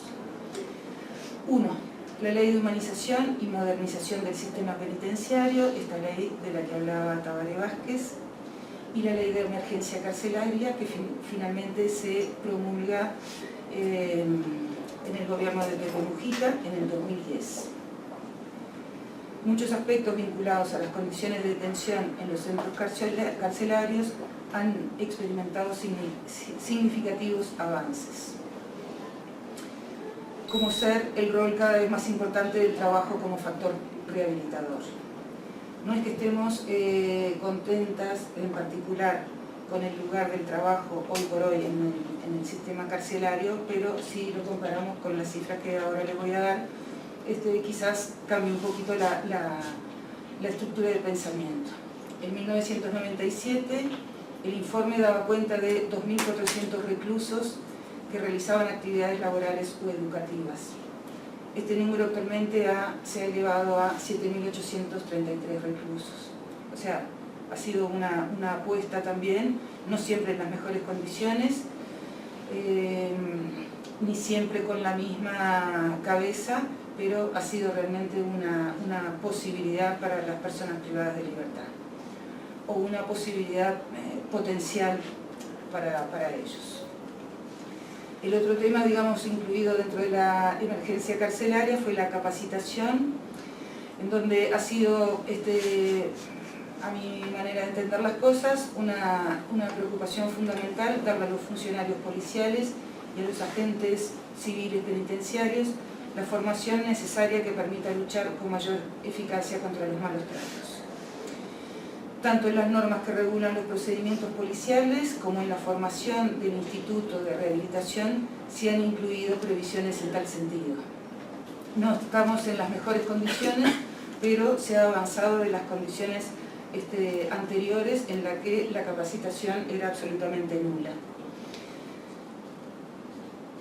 Segundo base a nivel legislativo, despenalización de la interrupción del embarazo a nivel nacional. A febrero de 2014 ya se habían realizado 6.500 abortos legales. Estoy pensando en cifras mexicanas, ¿no? No las 65.000, 6.500 abortos legales contra 33.000 cuando su práctica era clandestina. O sea, se bajó el número, no solamente se acomodaron, digamos, las situaciones en las que se realiza una interrupción del embarazo, sino que además eso propio generó, digamos, yo diría como condiciones subjetivas de los abortos cuando su práctica era ilegal, y como obviamente ustedes se imaginarán, las prácticas de aborto ilegales estaban de acuerdo también a lugares sociales dentro de la sociedad, ¿no? Yo les comentaba en el curso que era muy típico pensar en la realización de abortos ilegales, donde las mujeres se trasladaban de Montevideo, la capital, a un departamento limítrofe con Brasil, y donde en general no salían vivas de esa situación. También, obviamente, estaban, por otro lado, aquellas que cometían aborto en situaciones, y situación de pago mediante también, en clínicas particulares privadas llevadas a cabo por ginecólogos y obstetras y demás, ¿no? Y lo interesante es que la muerte por aborto se redujo en estos momentos a 0. O sea, hubo realmente ahí sí una política que efectivamente se puede decir que es exitosa. Tercero, derechos de la diversidad sexual, cambios de nombre en el registro civil para su adecuación a la identidad de género de las personas, se aprueba el matrimonio igualitario, porque antes la población trans era obviamente motivo de abuso policial, legal o ilegal. También el hecho de esto de los abortos que hacía mención era porque aquellas personas que intervenían en un aborto, sea cual fuera su posición, de sufrir en carne propia el aborto, como las personas que lo rodeaban, en el caso de ser detectadas también iban a la cárcel. Y también se contempla la posibilidad esta que les decía, ¿no? En algunos casos no se iba a la cárcel, simplemente se arreglaba de alguna manera. Bueno, avances a nivel social y de la ciudadanía. Algunos ejemplos. En el año 2013 el gobierno presenta el documento Estrategia por la Vida y la Convivencia, un documento que está previsto, digamos, documento de análisis entre el periodo de 2011 a 2015, por el cual se establece que desde el enfoque de las políticas públicas, Uruguay, que ha pretendido encararlo desde los dos ángulos que se complementan, por un lado el de la prevención, por otro lado el cumplimiento de las obligaciones que tutelan los derechos humanos, y desde el esfuerzo por fortalecer el marco de convivencia en nuestra sociedad. Este es un documento de unos 15 puntos donde se analizan diversos aspectos, desde la violencia en el deporte hasta la situación de las cárceles. Y plantea lo siguiente: una estrategia que pretenda abordar la inseguridad pública como problema debe plantearse la convivencia como solución y tener como objetivo principal vencer el miedo en la sociedad a partir de garantizar los derechos humanos y la seguridad de sus habitantes. La política de seguridad no puede estar construida sobre el temor ni ser una respuesta intempestiva a este. La fractura social y el quiebre cultural que aún existe en el país explican en parte una situación negativa que no queremos que se consolide en forma definitiva. La profundidad y permanencia de los procesos de fractura social, el quiebre cultural y la segmentación educativa y residencial en nuestro país, no podemos dejar de tener en cuenta la influencia que han tenido sobre esta situación los procesos de exclusión del mercado de trabajo, de los espacios urbanos, de la circulación en la ciudad, del desarrollo cultural, que se generaron desde los años 70 en la dictadura y que fueron progresivamente consolidándose en los años 90, sumados al creciente desafío impuesto por las nuevas formas del crimen organizado, ciertos patrones de consumo de drogas y el incremento en el número de personas que reinciden en modalidades violentas de actividad delictiva, suponen la necesidad de pensar los problemas de seguridad ciudadana en su integralidad. Planteaba esto parte del documento. Otro hito, digamos, en lo que ha sido los avances a nivel social y de la ciudadanía, es decir, cómo poder pensar, digamos, las actitudes gubernamentales con una cierta transformación de la subjetividad de la época o de las épocas en cuestión. Entonces, el segundo es el foro, simplemente como a modo de ejemplo, el foro diálogo entre sociedad civil y Estado sobre la ratificación de recomendaciones formuladas en Uruguay por el Consejo de Derechos Humanos de la Organización de las Naciones Unidas, que se realizó en junio de 2014. Todo esto para decirles quiénes participaron de este diálogo en este foro.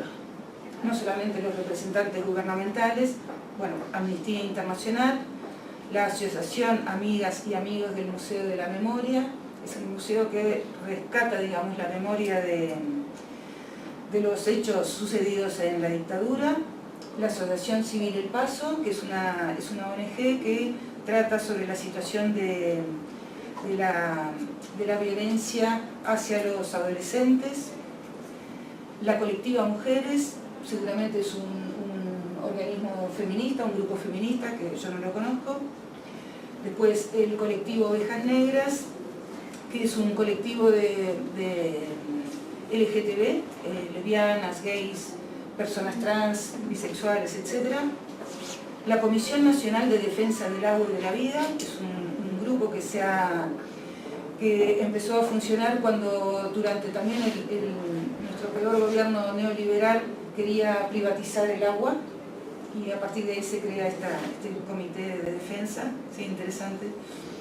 El Comité de los Derechos del Niño del Uruguay, el Consejo de la Nación Charrúa, que es un organismo que, digamos, hay que citarlo porque en nuestro país tenemos el infame orgullo de tener encima que los españoles en la colonización destruyeron a las naciones indígenas de nuestro país. Se estima que hay un 7% de población, quizás un poquito inflado, de personas descendientes de los originarios, digamos. Cotidiano Mujer, que es otro organismo feminista. Crisol, que es una organización de los que fueron presos políticos durante la dictadura, que ahora son obviamente en general personas bastante grandes. El Instituto de Estudios Legales y Sociales del Uruguay, el Observatorio de Políticas y Derechos Humanos en el Mercosur, la Católica Orden Franciscana Seglar del Uruguay y la Red Uruguaya contra la Violencia Doméstica y Sexual. O sea, quería traerles esto como para ver realmente, ¿no?, como lugares de discusión, y realmente de discusión que se están dando en algunos puntos, digamos, de nuestra vida cotidiana, digamos, y me parece como no sé, como un hito bastante significativo, porque realmente es muy, muy diverso, ¿no? No sé si hay cosas por fuera de estos que no estén contempladas, ¿no?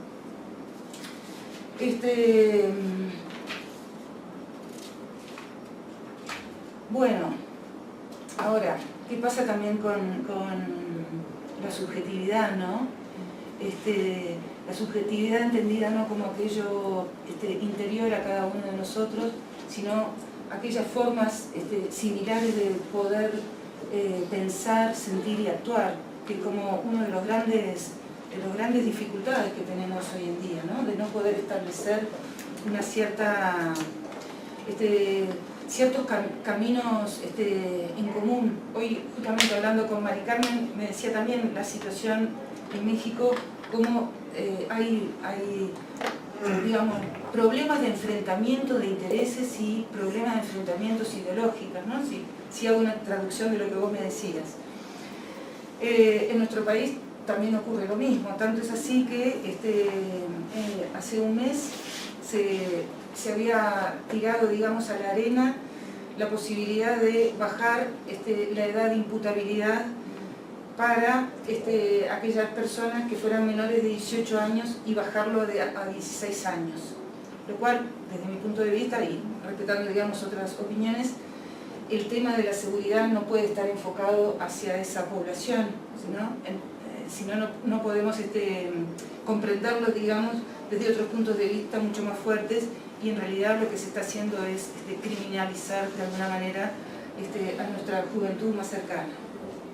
Y este intento de promulgación de la ley fue negado, digamos, solamente por el 51,7% de la población. O sea, casi que, por un lado se gana la posibilidad esta, pero sí es importante la cifra, porque prácticamente la mitad de la población está pensando que, por ejemplo, sería bueno bajar la edad de imputabilidad, ¿no? Es decir, tratar a los adolescentes de 16 años como a un adulto. Bueno, como plantea vuestra compatriota Marcela Lagarde, ser mujer o ser hombre es un hecho sociocultural e histórico. El género es un complejo de determinaciones y características económicas, sociales, jurídico-políticas y psicológicas, es decir, culturales, que crean para cada momento histórico los contenidos específicos de ser mujer o de ser hombre. deberíamos agregar también el ser trans, ¿no? Pero no lo agregó porque es un texto tiene sus años ya, ¿no? La perspectiva de género constituye una herramienta a partir de la cual es posible arrojar luz sobre la construcción de las relaciones de poder y administración de justicia basadas en las diferencias sexuales, la construcción de género o por la opción sexual en las políticas de privación de libertad y en las posibles formas de promover o erradicar la tortura y los malos tratos de este sistema.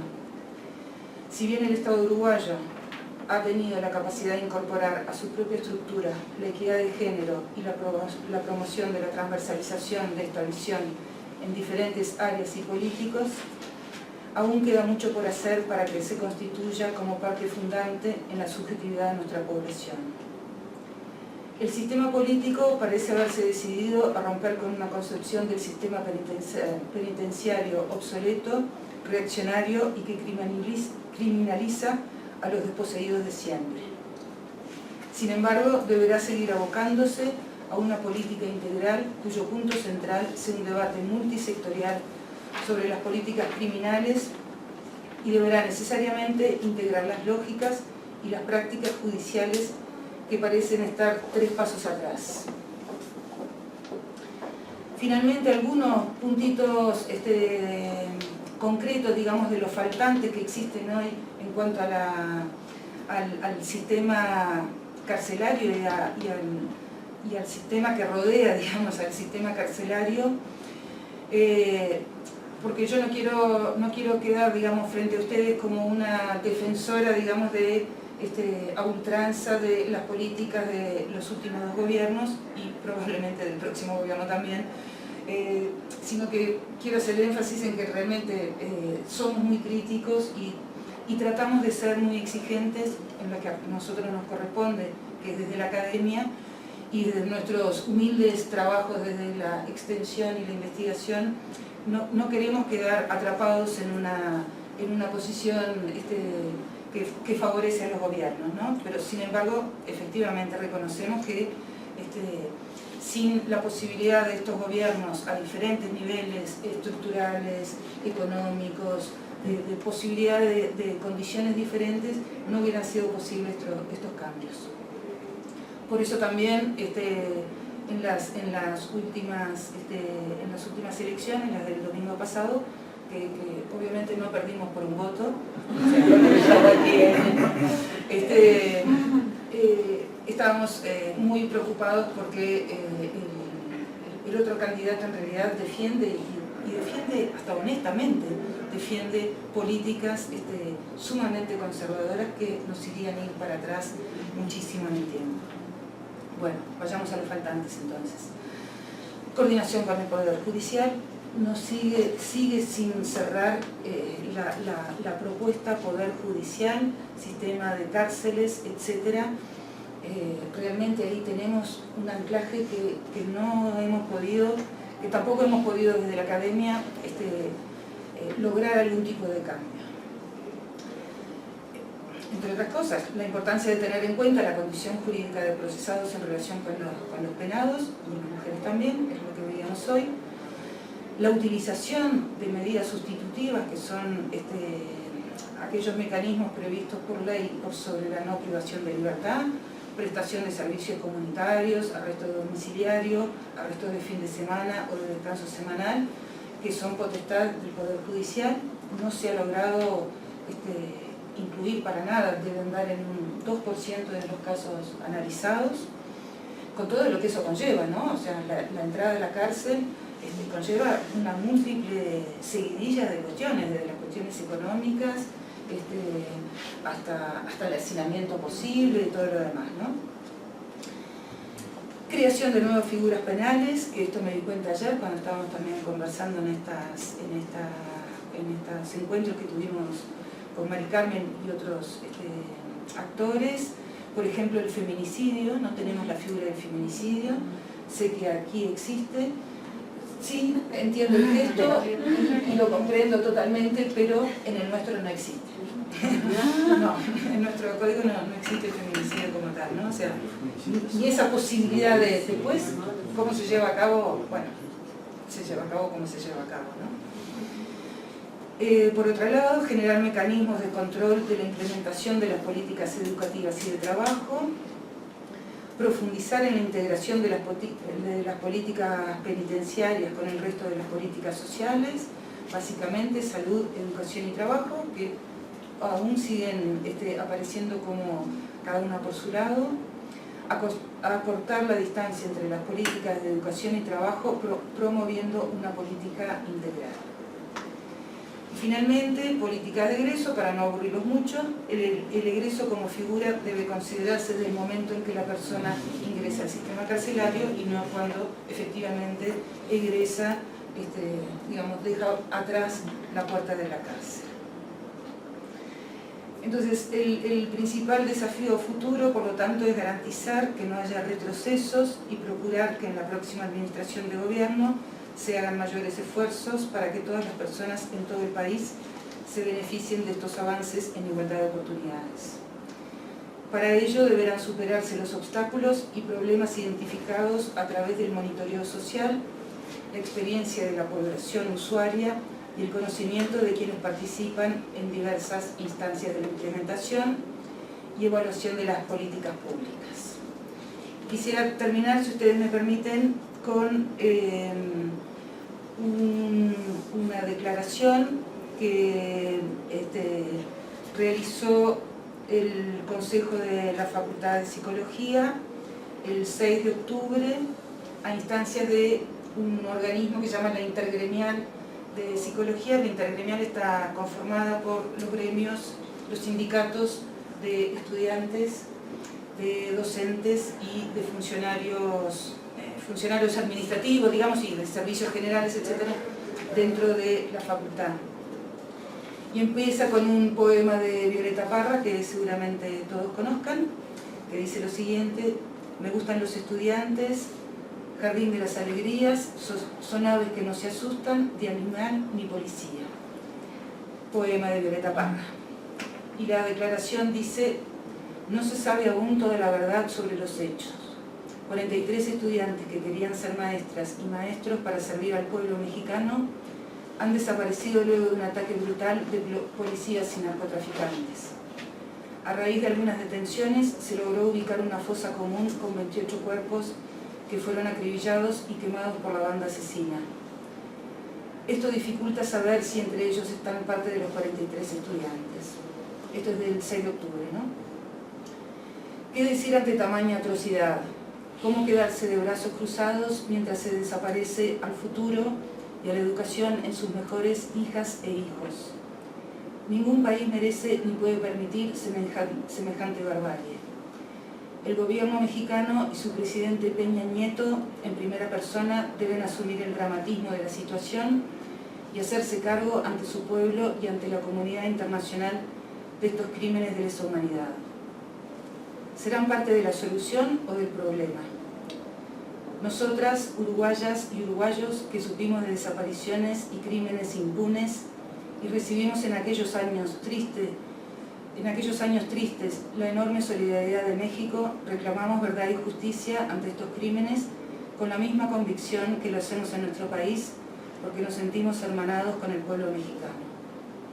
A las nuevas generaciones de educadores mexicanos que tan valiente y comprometida historia tienen en favor de la educación popular, les decimos que no están solas.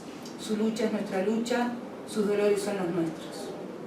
A las familias de los 43 estudiantes les queremos hacer llegar toda nuestra solidaridad y compromiso de denunciar y presionar a todo nivel por la vida de sus hijos e hijas, hermanas y hermanos que hacen falta en su hogar y en su comunidad. 6 de octubre, Montevideo, Uruguay. Muchas gracias.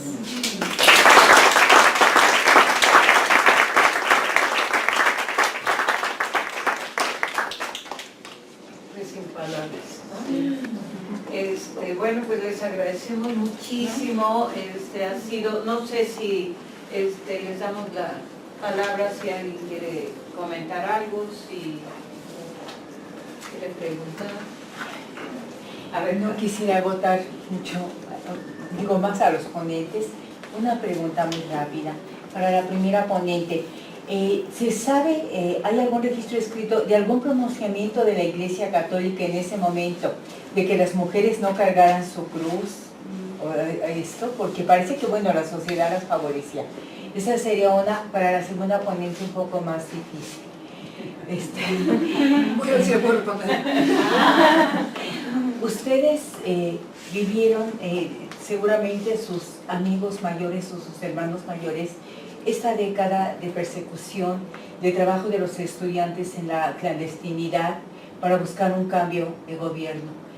¿Tendría usted alguna recomendación, alguna sugerencia para los académicos de esta facultad? ¿Cómo despertar conciencia en nuestros estudiantes sin ponerlos en riesgo? Por ella.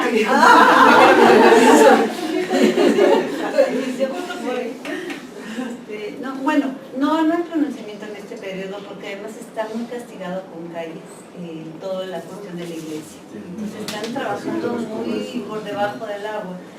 Menos acuden, no hay ningún pronunciamiento a favor de las mujeres ni que las obliguen a tener la cruz ni nada de esto, ¿no? Están por reconciliarse en el 29, en el estado de la iglesia, y están más en una cuestión político que de la cuestión cotidiana de las mujeres y de los hombres. Entonces, no, que yo conozca, no he visto nada, ¿no? Se aparece algo que aviso. Bueno, es difícil la pregunta.